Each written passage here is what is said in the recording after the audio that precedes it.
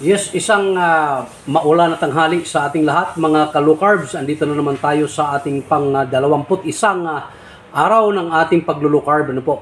So sa ngayon, ang ating papakitang putahe po sa inyo, meron po tayong inihaw na isda.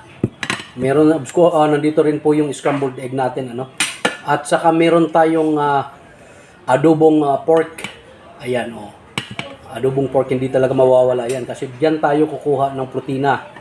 Oh. So, ayun, mamaya naman mag-snack tayo ng ito.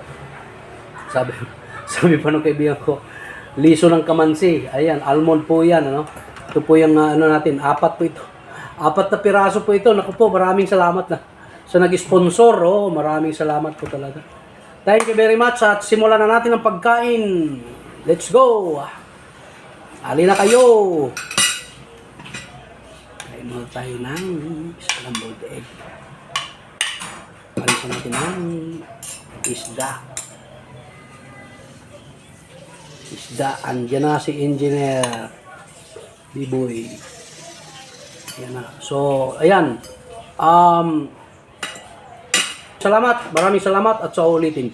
Thank you very much. Dali na ka mo.